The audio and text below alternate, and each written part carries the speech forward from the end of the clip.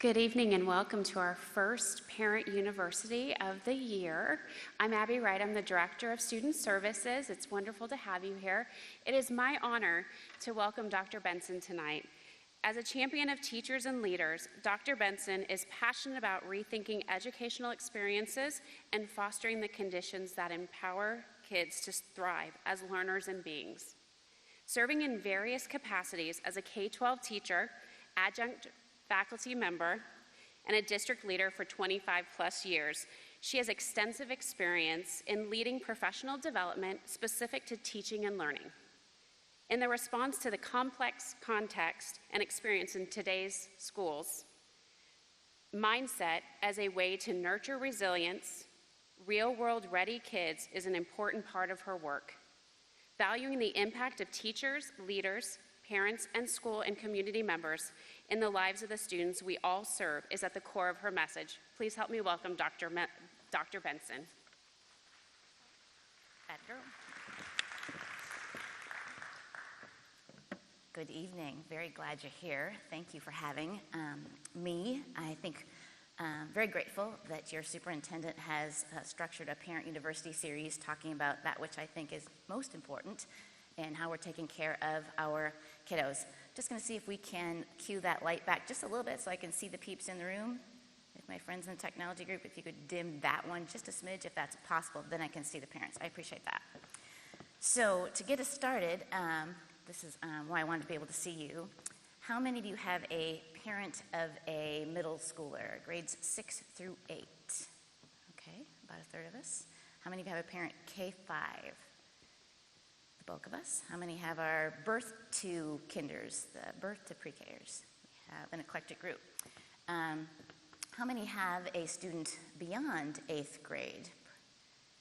All right, and anybody here that's not a parent, that's just a community member that is interested in learning how we can take better care of our kiddos? Fantastic, welcome. Very glad you're all here.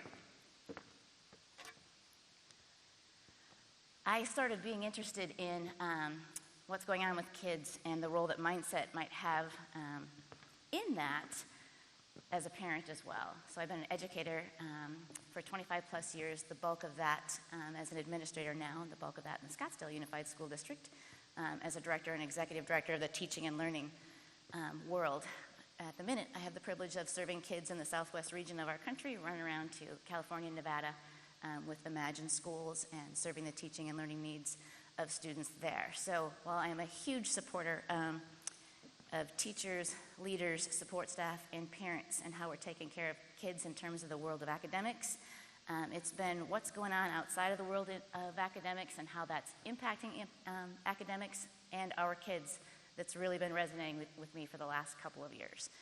So despite the grand narrative at work, I think it's fascinating that so many persons suggest kids really don't want our support, that they'd like to be isolated, that they got this figured out, that they have it on their own. And at the end of the day, we know that's not true. Teenagers cite adult support as one of the most significant predictors of their own well-being. So whether we're a teacher, a coach, a principal, a leader of a district, a parent, a member of our community in any capacity, that's significant. Also significant is that we know if we can get our kids connected to their schools, to their school community, to their community, they're likely to demonstrate more resilience, fewer risk behaviors, have a more positive well-being, and tend to outperform others who maybe aren't that connected. That research isn't new. We know that students that feel connected to one adult are likely to exhibit more resilience than those that don't. My interest in this also comes from that of being a parent. I have two beautiful boys, Clay and Cole. That's the College World Series in Omaha this summer. I have a millennial and an iGen, or Gen Z. And the difference I saw and continue to see in the behaviors of both of my children, same mom, and in their kids has been fascinating to me, and I think it warrants paying attention to. It's something we didn't anticipate. We didn't see the spaces, the interactions of kids changing quickly enough. So I'm grateful you're here thinking about that, because you got more time to be responding to that than some of us did. Snuck up on us quickly how social space changed, and we're going to talk more about that tonight. Your superintendent has been fantastic to suggest that the social-emotional well-being of our kids is something we need to be paying attention to. And so at the kickoff, a bunch of us, Katie McPherson had arranged to be working with the teachers and leaders and support staff there. Got to hear his message where he reiterated, students need safety, belonging, and love to succeed in school and life. So all of the messages through Parent University, all the speakers that Katie McPherson has lined up are in step with this. So in order for us to be successful and in the shared space that we have here, I'm just going to invite you to think and adhere to 2 norms in our time together. To be here now, fully present, and to care like crazy, not just for your own kid, but for the community of learners and community of parents that we have with us this evening. So let's get started. In 2018, Tim Elmore started doing research, paying attention to what's happening with how adults are situating what's going on with our kids. And across the country, overwhelmingly, there was one common response to this. I want you to think about, how would you respond to that today? American adults' top emotion about kids or regarding kids today is, since we're a small group, anybody want to popcorn that out? I don't usually do that in a parent group, but yes. Fear. Spoiled. Exhaustion. Anybody else? Distracted. I think we could make a case for all of those, but the most common descriptor was concern. That across the country, most adults feel concern for the state of where our kids are at right now. I think we could stop right here and talk about that for the rest of the night, because how we are responding to that is pretty significant. Turns out there's reason for that kind of concern. This is research from ASU.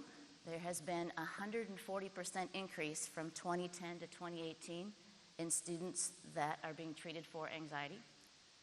118% increase for depression, same time. And not as much of an increase in terms of kids and the way that they are suggesting they're experiencing stress. I think that's really, really important for us to think about. So while they're feeling a little more stressed out, the way they're responding to their stress, over the top. Kids are having or struggling more with how to deal with being uncomfortable than ever before. That's real. Generation Z, the 18 to 22-year-old portion of Generation Z, we'll talk more about who they are in a bit, is significantly more likely than any other age group to say they experience feelings associated with loneliness. 70% of our kids in this little bucket believe no one knows them very well. And I would argue the next group of kids underneath that would say similar things.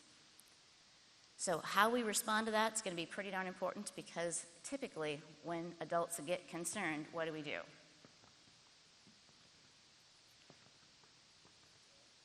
What did you say?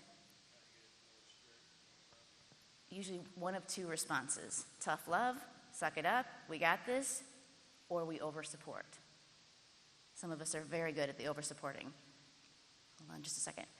When we over-support, we tend to further disempower kids, and we actually move the needle further in terms of how they experience anxiety. It disempowers them altogether. Yes, I'll take a quick question.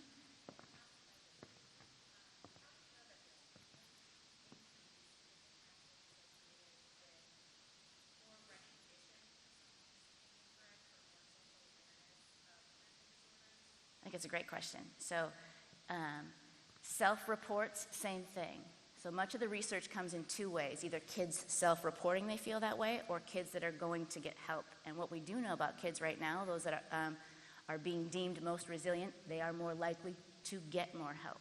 So that's absolutely correct, and important context to bring up. I appreciate you sharing that. Even the self-report studies, I think we have to think about that too, because more people are talking about it. So even if they're not getting help, if they're reporting it, it could be a bit of a celebration in the uptick that kids are recognizing it about themselves. It's a great question. Okay.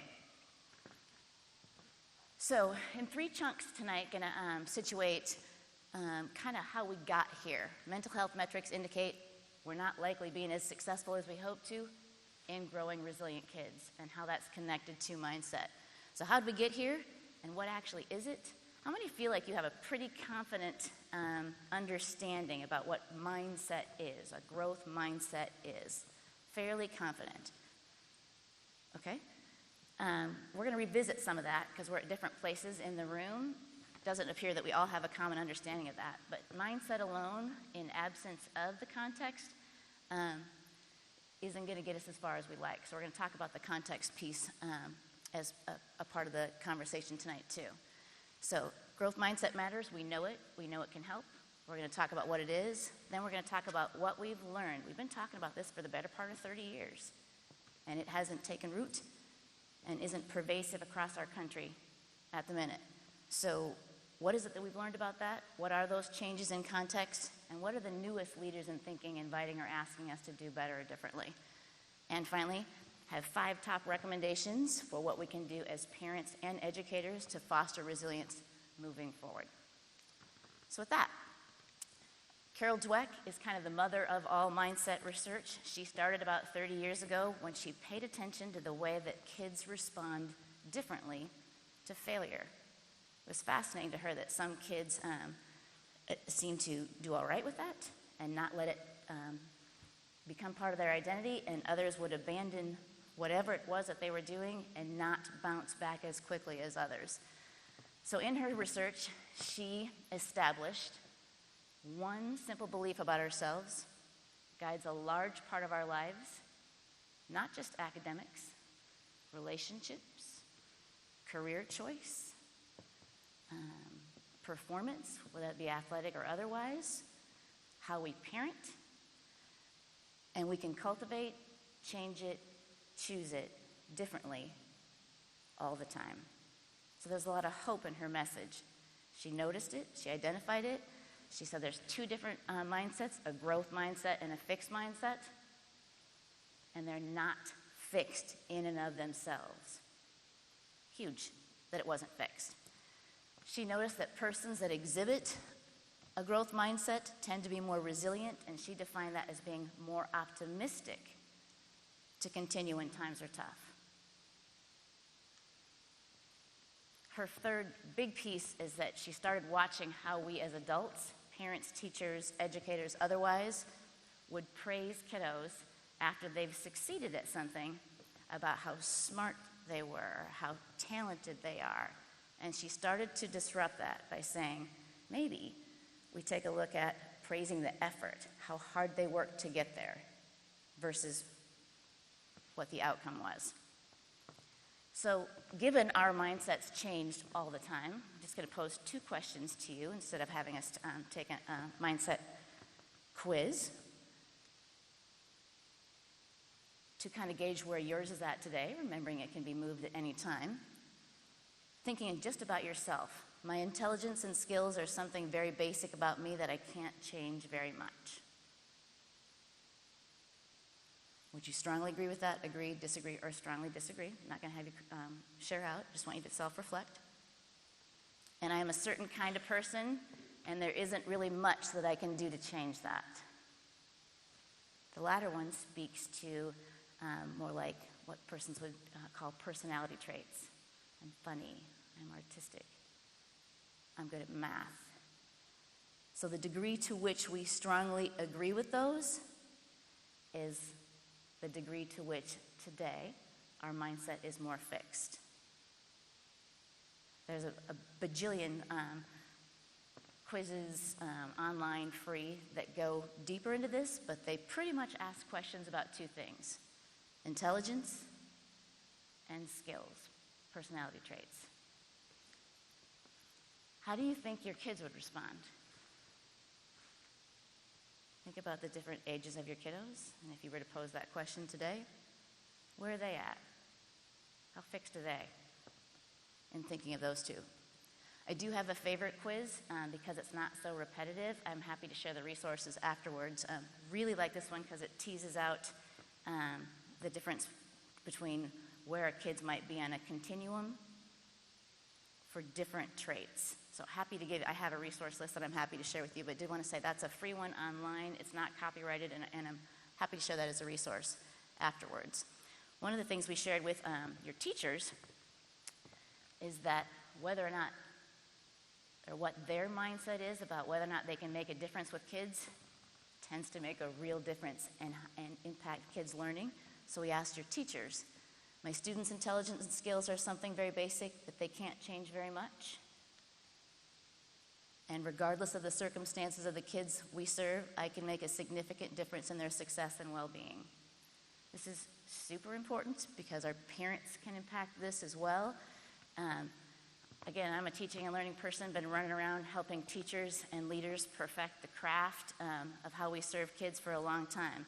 The number one factor attributed to correlate to student learning is whether or not a teacher has the efficacy to believe he or she can get it done. If teachers believe we can get it done, that is the highest correlation to whether or not our kids will have learning gains. That's overwhelming for me, for a person that has been running around helping teachers improve their craft. And we know that matters too, but what we believe about our kids and ourselves matters more. I think there's a direct extension with our parents too. I'm worried about our profession right now.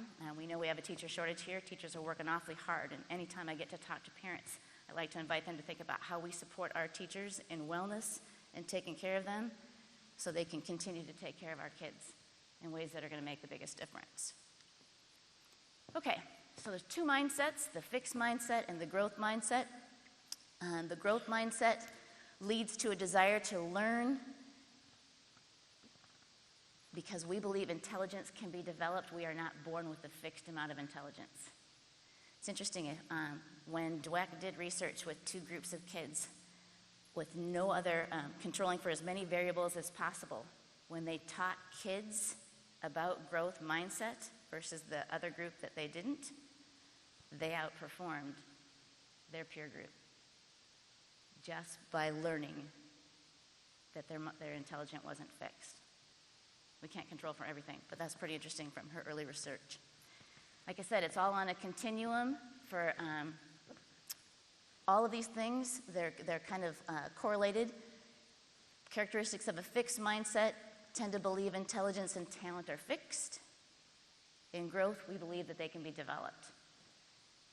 Characteristics of a fixed believes effort is fruitless, isn't going to matter how hard I try. Characteristics of the growth, remember, these can all be developed. Believes effort is the path to mastery. It matters. Repetition matters. Think about your own kids or you're in your own experience where it did matter. Characteristics of fixed believes failures define who we are. In a growth mindset, view failure as temporary. Fixed mindsets tend to hide flaws. Characteristics of growth believes mistakes are part of learning. It's interesting, we talked about this with your teachers in pre-service too. The one thing that we know separates our country from other countries is that because we tend to be kind and supportive and super well-intentioned, we give help faster in the classroom than any other country around the globe. And what that does over time, with the best of intentions, is our students start to think there's a right answer. They start to get nervous about getting things wrong. They get frustrated more quickly. And it actually supports the development of a fixed mindset. That productive struggle and allowing kids to let kids know that we're going to allow them to productively struggle, super important in our classrooms. Characteristics of fixed tend to avoid challenges. Of a growth, embrace challenge. Same thing when researchers study our kids with kids across the country or across the globe. When we put different learning tasks out on tables in our country, our kids tend to go to the ones that they know they're going to be able to do. In other countries, kiddos will go tackle ones that might challenge them. They're conditioned to try to reach for a higher bar. It's really big, interesting, I think, for parents to think about, too, and what that looks like in our own homes as well. Characteristics of fixed, we intend to ignore feedback. persons of a growth mindset welcome it and use it to change. We view feedback as personally, critically if we're more fixed. We improve and grow. And sometimes we feel threatened by other people's success if we have a fixed mindset versus if we have a growth mindset. We can view others' success as inspirational. Just going to have you take a look at that. Think about where you're at with that and where your kiddos might be at with that. Remember, the intentionality about how we can move and grow quickly, significant to the conversation of mindset. So, how do we teach it to our kiddos? Depending on how old your kiddos are, in most online curriculums, if you Google search the free ones, or even in some of the ones that districts or sites pay for, Angela Duckworth is still coming up as interesting and a valuable resource to teach kids about grit. So she went one step further from Dweck's work, studied people that were successful in the military, and she determined or coined this word grit. In her definition, grit means to persevere. She made it clear that grit is a behavior that happens only if you have a growth mindset.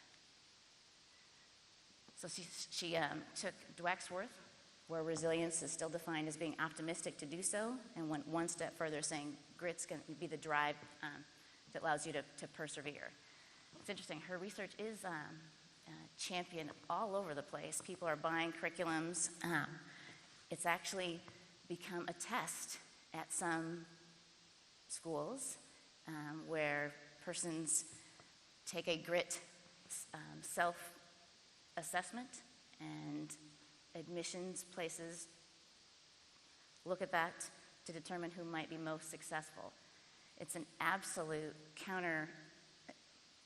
counterintuitive way to apply grit because we know it can be developed, but it's fascinating that the research has kind of gone that way for certain places. Some people actually get a grit grade on a report card in places across our country. There's a space for it on the report card. The second great solid resource that talks about mindset and references Dweck's work is Eduardo Brasino. He very much coins this, I can't do it, just add yet. It's a simple thing with our kids to teach. If we can't do something, just add the keyword yet, and with support, work towards it moving forward. This is on the resource page, again, to share, but just 2 quick little videos. They're short, they're pretty impactful. Lots of high school kids that have seen them, but they're a great resource to be showing with upper elementary and middle school as well. Okay, so what's going on? We know mindset's super important. We know we've been talking about it for 30 years. So why is it that we're not seeing resilient kids popping up? It's complicated. It's not going to be simple. 3 stakeholder groups are teaching us kind of about what we might want to be thinking about and learning from in terms of if we want to get better at this. Hang on just a minute. I'm going to catch up.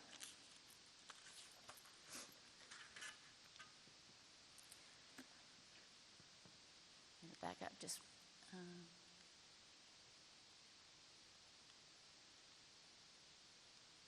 one slide.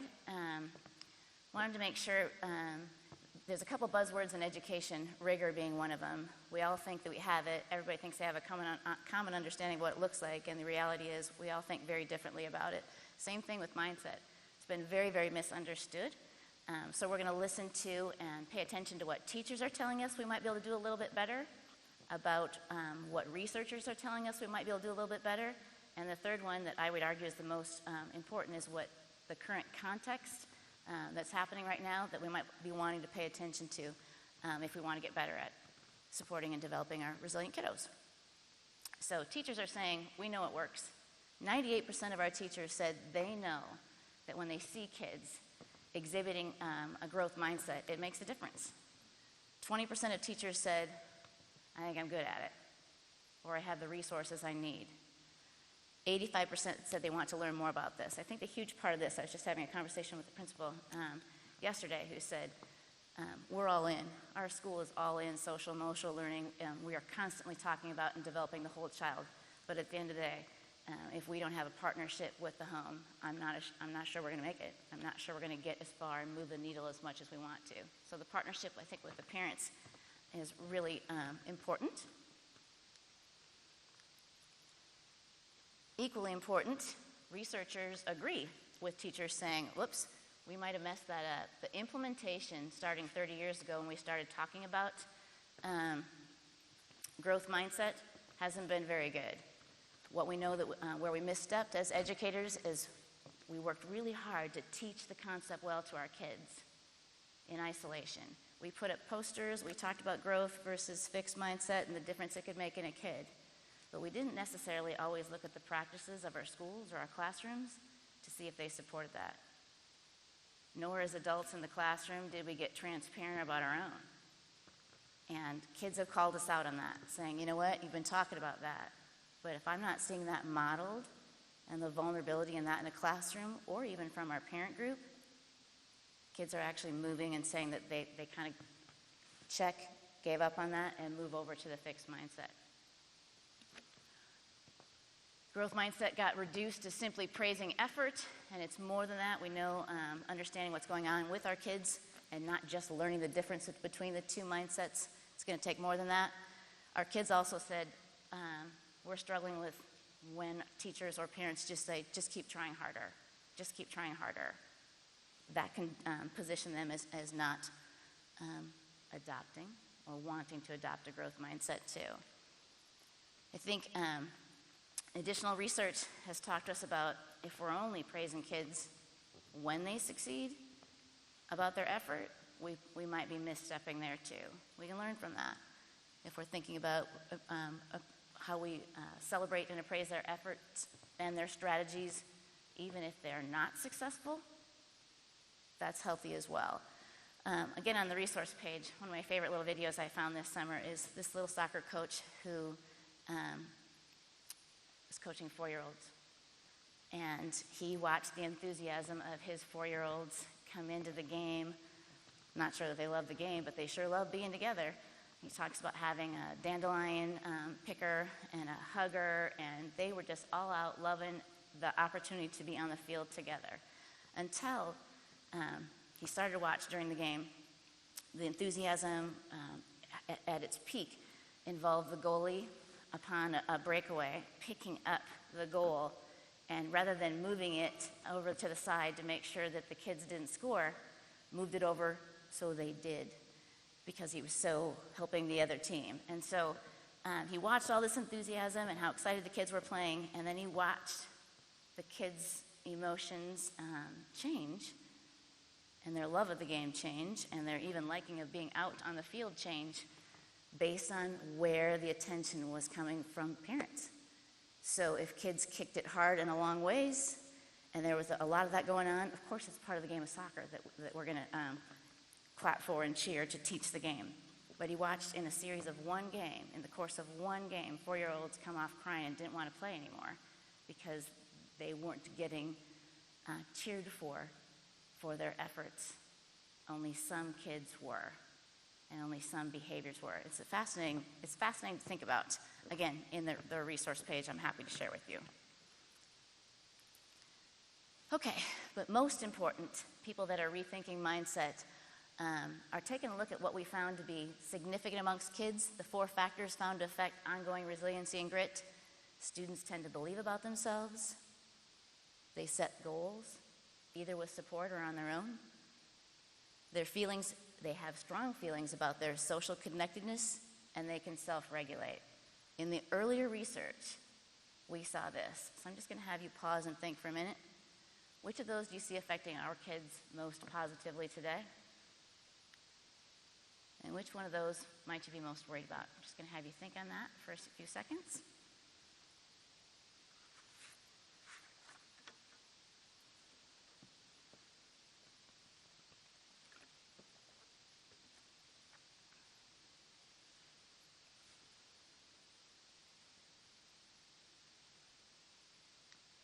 How many of you said that one is the one that you're most concerned about? The third one. Students feeling about their social connectedness is the biggest change we've seen in the last decade, for sure. 68% of the Gen Zers indicate they feel like nobody really knows them well. We talked about that earlier. What we know about getting them connected, in-person gatherings are crucial for reducing that loneliness. And yet, young people's preference for face-to-face communication has decreased substantially over the past 6 years. Participation in prom alone, the needle has moved. This, I think, is the most interesting dichotomy of our kids' self-reporting. They're saying, you know what, I don't need to spend time face-to-face. I'm feeling lonely. Don't want to go to something that might require that face-to-face interaction. I think this is significant for us to be thinking about in terms of parents and educators and the kids that we serve. I just this weekend tucked my youngest in to University of Minnesota. Was overwhelmingly happy to see an apartment situation where so much of it was common ground. Tons of common ground where peeps go out and share living space, even though it's an apartment-like thing. Rooftops, grills, study places to get kids out of their apartments and into common areas as an intentional effort to do so. So who are these iGeners? They are born between 1995 and 2012. How many have a 1995 to 2012 kiddo? The bulk of us. Let's see if this resonates with you. They're also known as Generation Z or post-millennials. Most grew up with a smartphone, had an Instagram account before they started high school, and don't remember a time before the internet. Pretty interesting, right? If you've not been to Common Sense Media, how many have ever been to Common Sense Media? It is a fantastic free source. I think it does a really good job of balancing research. It's not inflammatory. It doesn't tell you exactly what to do with your kids. It gives a kind of a balanced approach, saying here's what our kids are saying, here's what research is saying, here's some resources and tools to help you, and it's all free. So the big overarching question, because we know context is significant over the last decade, is, all right, how much is social media playing in this whole development or disruption of resiliency? Other persons in the parent series will talk more about that, but at the end of the day, it's both. It depends on the kid, depends on the researcher, it depends on what kids are engaged in beyond social media, for sure. It's very complex. It's a hard time to be a parent or educator because there's a lot of conflicting research out there. We know we kind of got it wrong. The needle moved pretty solid, like we're going to be all in, digital everything. Schools went that way. We have online textbooks. We had all kinds of we're all in. And then the needle kind of went all the way back to say, oh my gosh, look what we've done. Look what we're doing to our kids. And now I feel like the needle's kind of in the middle. And we're acknowledging it depends on the kiddo. We do know there's a positive correlation between the use of digital media and mental health problems, especially if we get up to the better part of 7 hours a day where we're spending that much time on that. That seems to be the magic number. Okay, so what are new people telling us we might want to be thinking about in terms of mindset and resiliency? How many have heard of Brunei Brown? She's my new fave.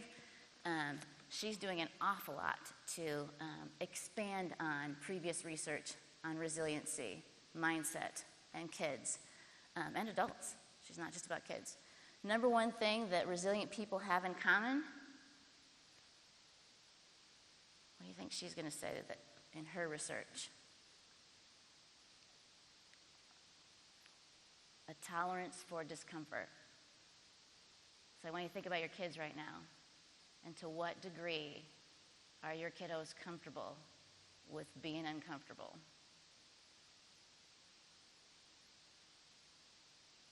Because I can tell you my youngest isn't. He has created, he's used the word cringe as a noun, verb, adjective, everything. He walks the room and sees something, he's like, that's cringe. That's too cringe. That would be cringe. This is cringe. It's all about the cringe. So we talk a lot about this. All right, where's that coming from? And how do we get more comfortable and be able to tolerate that discomfort? Brunei says these are the most common factors of resilient people. They're resourceful and have good problem-solving skills. I think one of the most important things we can do as parents is think about how do we teach our kids? What does it look like to allow them to practice solving problems in our home, beyond academics? They're more likely to seek help, which goes back to the question that was posed earlier. It's a really good thing. They hold the belief they can do something that will help them manage their feelings and cope. They have social supports available to them, and they're connected with others, family or friends. When you think about that and think about as a parent, which one of those you have the most influence to support?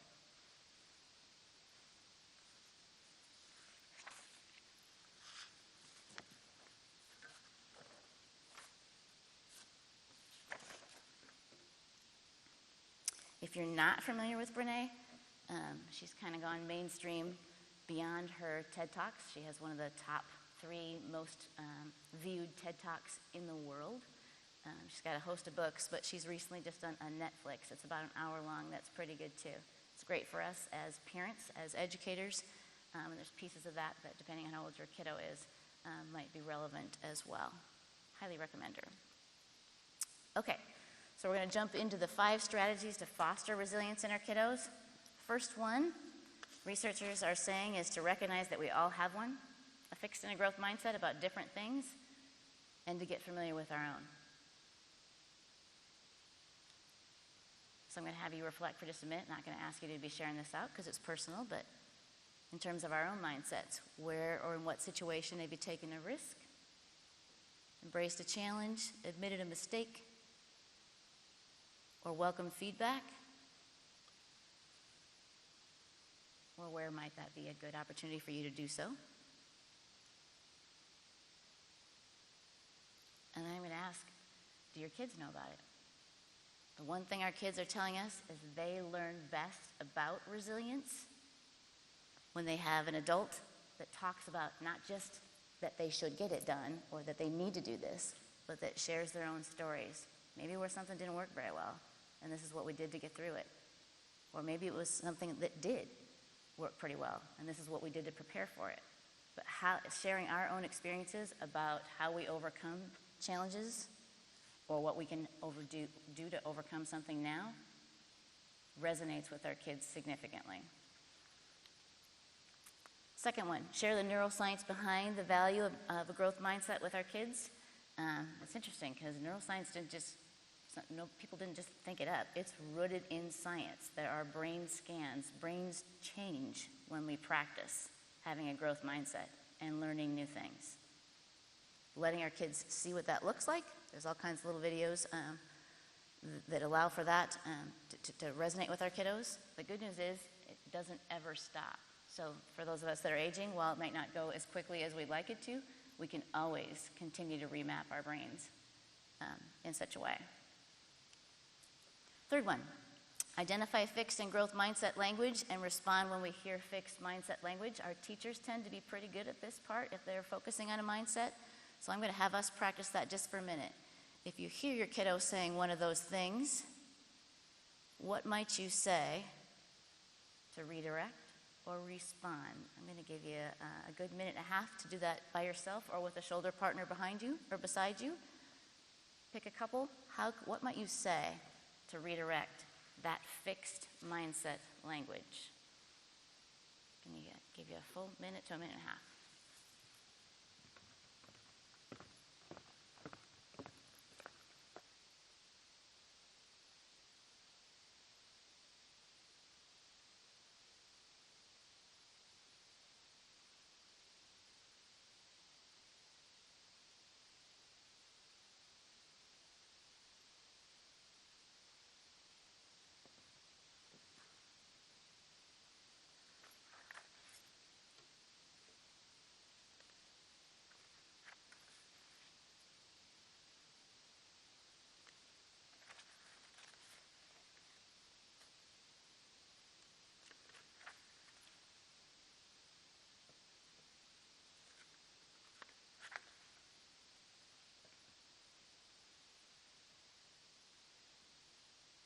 Okay. There's no right or wrong answer. But I'm going to give you a minute to take a look at that too. Did you say something like that?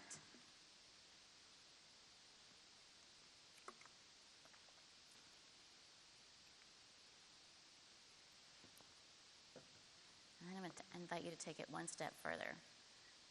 So, well, this is like what we can use to disrupt when we hear fixed mindset in our own kiddos or in our classrooms. If we're going to go one step further, what do you say if your kiddo,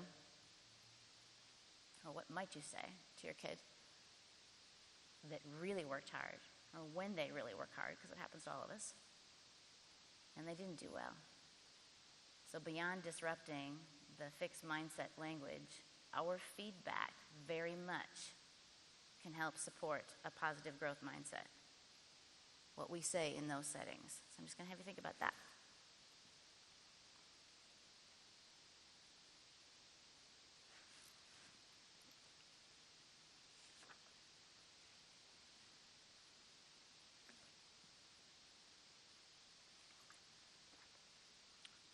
And I'm going to give you 3 of my faves, stolen from other people. What part of the process taught you the most? I know it didn't go as well as maybe you wanted it to. What actions can you take to get there? And my favorite of the 3, anything worth doing often doesn't come easily. What support do you need so that you can be successful? I'm here to help. That's my favorite part. I'm here to help.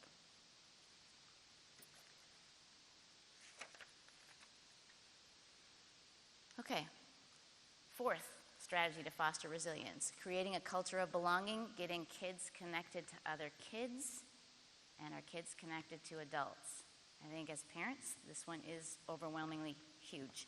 I noticed a big change in my life. I disrupted in a divorce the better part of 10 years ago, and the change to the context of how quickly I could get my kid back into the same kind of connections we had with families was pretty huge. Still talk about it with my little yet today. So when you think about that, what is it that we do, or what can we do to get kids connected to other kids and adults? Because we have a lot of control over that as parents. There's no right or wrong answers. But I was talking with a friend the other day, and the way that they get connected around their dinner table resonated with me.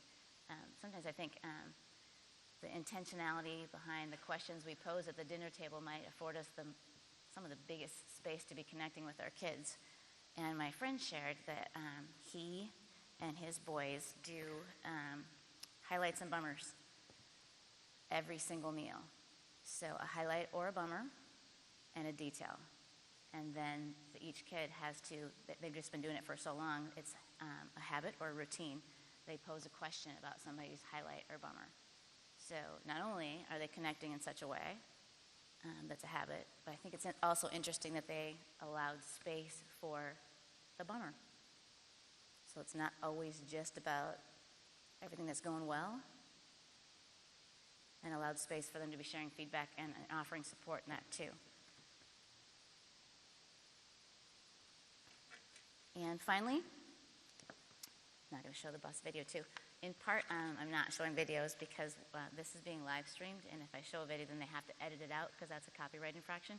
So while it's okay for me to have the links there, I can't post them as a part of this, or that's a snafu. So that's why I'm happy to share the resources with you, but we're not showing them here live. Number 5, create a safe space for our kids to take risks, to solve problems, and to navigate conflict, and allow space for them to practice. This one's generating quite a bit of tension, I would say, maybe in the last 6 months to a year, thinking about, all right, so if our kids are having an issue at school, certainly we want to support them, but how have we allowed them to navigate that on their own first? Did they go talk to their teacher first if that's where the issue resonated with? Have they tried to connect with that kid and work it out with the kid and resolve it with the kid? I know in my own parenting, I stepped in way too quickly, the better part of a decade. Best of intentions, trying to support my kids, but talk all the time about this with my kids now. So just stepping back enough to pose the question, because a lot of times when a kid comes to us, they want us to help them. They want some support. They want advice, whatever. but to pause and do that one question. What do you think you should do? Or what do you think would be best here, before we offer our own sage advice and years of experience there. So I want you to think about that for a minute. What does that look like to create a space in a home where kids know, and some of you likely have it going on all the time, where kids feel it's safe to take a risk, to solve a problem, or to navigate their own conflict? I think it's interesting to think about the degree or the line of which we decide to enter, because it's something our kiddo can't likely handle on their own in a way that they're going to be able to be successful if something got too big. And finally, the last one is to care like crazy. I don't think we can love them up too much, but I do think it's interesting to be thinking about what researchers and esteemed parents and colleagues that are being successful in developing resilience kids are telling us. Find that balance, care like crazy, but allow our kids to be empowered at the same time. Walk in that balance. So with that, I'm going to open it up to a little, invite you to think about, instead of concern, if we were going to create the conditions collectively together, what would we hope the narrative or how adults would respond to this look like, instead of concern?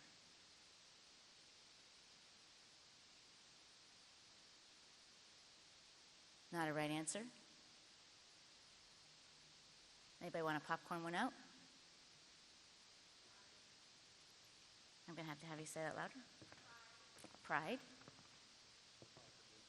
Confidence. Anybody else? Action. Resilience. Not a wrong answer. I actually like all those better than just the one that I had tossed up there, hope. What might we be more intentional about as parents if we're going to generate that within our own families and beyond?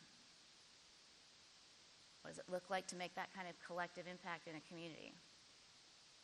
I know some fantastic families that their home is a community for other kids. They have this going on. Open doors, kids are collecting all the time. It's a safe place. Kids feel empowered there. For those of you that do that kind of thing,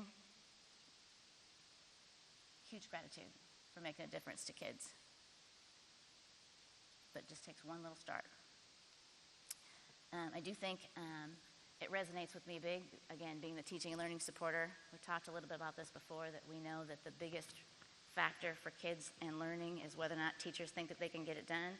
I would argue the biggest factor in whether or not we're going to be making an impact, creating more resilient kids, lies in whether or not we think we can get it done, and the collective efforts we take and actions we take as a community to do so.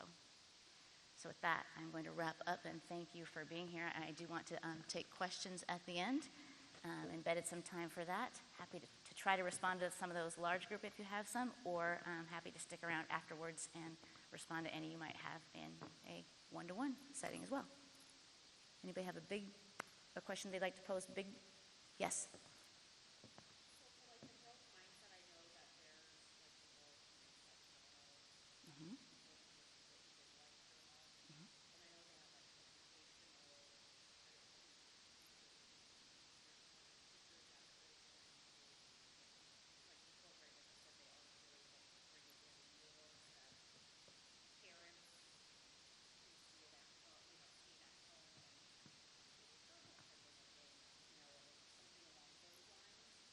I actually appreciate you bringing that up, and I don't want to put your superintendent on the spot, but I don't know if you have a curriculum here across the district or at grade levels. Would you want to respond to that? Did you hear the question? I will help repeat the question. I think as I captured it, you were posing the question about some of the classrooms or teachers have some growth mindset materials that they're using that involve some sort of interactive journal or journaling responses that actually go home to the parents to involve the parents as well. And so, big picture, my question is, do we have some sort of social emotional curriculum or mindset expectations, so that's pervasive, or is that just happening at the classroom level? So the specifics in terms of the journaling is more of a strategy as opposed to the curriculum piece. In terms of what we're developing with the social emotional learning, I know it's sort of like, okay, I'm going to hand it off to somebody else. But Abby Wright, who's our Director of Student Services, we've redefined her job role in terms of what she, along with the social workers and along with teaching and our educational services, is doing. What we're trying to emphasize is a lot of the strategies that we've been doing with teachers for so long connect with the social emotional learning, the Kagan strategies where there's cooperative groups, the ability to think, pair, share, the ability to connect and have that opportunity to move. What we're trying to do is we're trying to connect those dots to the teachers to help them understand all of that is part of the social emotional learning as well. So, Abby, are you in the position to let us know exactly what we are looking at and in what direction we're going? Sure, try. One of the things that you guys might be seeing, your kids may be coming home talking about 5 Radical Minutes. It is a program that really starts to open up those dialogues about connections and relationships and helping kids find that ability to connect with their peers, with their teachers, and be able to also find safe spaces in their schools. The other thing that we are piloting is mindfulness. So at some of the schools, you may be aware that they're doing mindfulness projects and activities. Mindfulness is also part of the 5 Radical Minutes. And so within the 5 Radical Minutes, there is some journaling and there's some opportunities to make those connections. But do we actually have something yet? No. But that's some great feedback for me to be able to work with the social workers. But that's pretty much where we are right now. But we are continuing to evaluate and look at what else we need to do to support our students as well as our staff.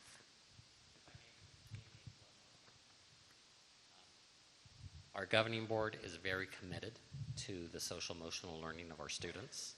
As a matter of fact, a collective design team has just revised our vision and our mission statements along with creating our values and behavior statements. And if you think that part of our mission statement includes academic, social, and emotional growth, it's not separating those 3, it's connecting those 3. And as you've heard tonight from Dr. Benson, to have strong social and emotional connectedness helps with the learning. They're not separated, but they're integrated. It's just trying to connect those dots. So when you see part of the classroom time spent regarding 5 Radical Minutes or mindfulness, it is being able to support the students' academic achievements. Here's the struggle that schools have.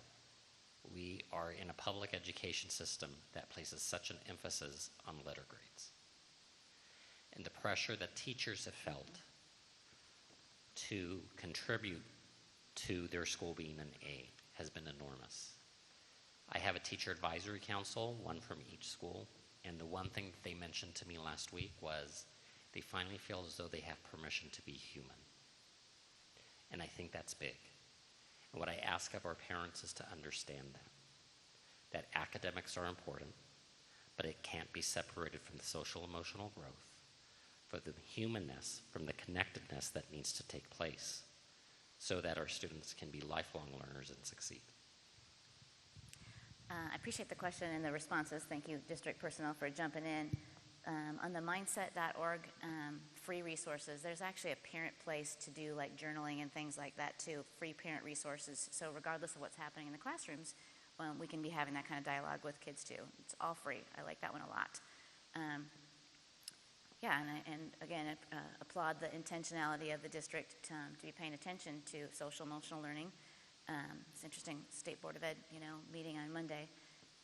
They approved the timeline they moved up the timeline. So in the better part of a couple weeks, schools can apply for the extra $20 million, a chunk of the $20 million to add counselors, SROs, that kind of thing too, because we're recognizing we need more support for the social emotional pieces across our state for sure. Yes?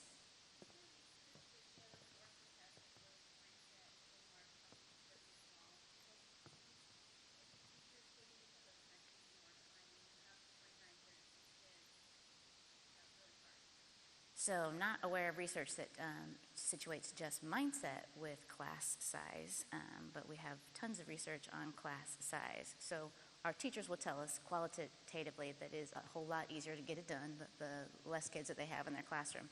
But we also know that with practice and with strategies, we can get it done with bigger groups of kids too. The correlation between student learning and larger class size, while it seems like it would be easy to make, it's not. Successful teachers can get it done with a lot of kids in the room. Very happy to see engagement be also something that your district has taken a look at. Not only is it good for learning, the ways that we can connect in cooperative learning, super good for kid face-to-face interaction, and that's a way to structure classrooms that might be a little bit bigger to make sure kids are responding to each other and teachers can rotate more and circulate and talk to kids that way too. Appreciate the example of the journal too. That's a great way. If I've got, more kiddos, if I'm a teacher, I can connect with my kids one-on-one if I'm responding to it that way as well. It's a great question. Any other big picture questions?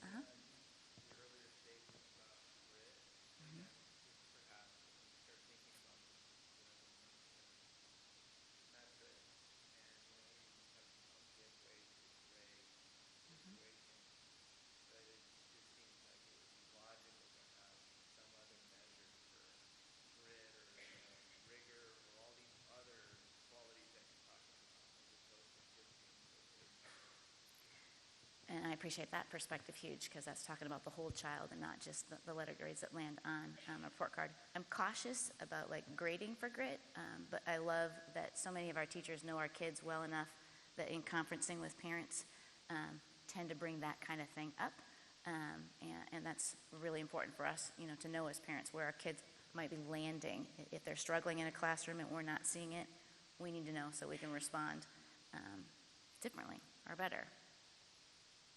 I think the comprehensive measures beyond the A to F letter grade that was mentioned by your superintendent, or just the academics measures beyond that, reporting measures beyond that, certainly warrant our attention to give parents a whole perspective of what's going on with their kids. Anybody else? I want to be mindful of the on-time departure so you can get back out to the 114-degree heat. Again, thank you for carving out time to spend part of a Wednesday evening with me. Super grateful that you're here. Applaud you for making an intentional effort to be thinking about your kids and how you support them as parents. So thank you very much. I'll stick around for individual questions afterwards. Happy to do that. Yes.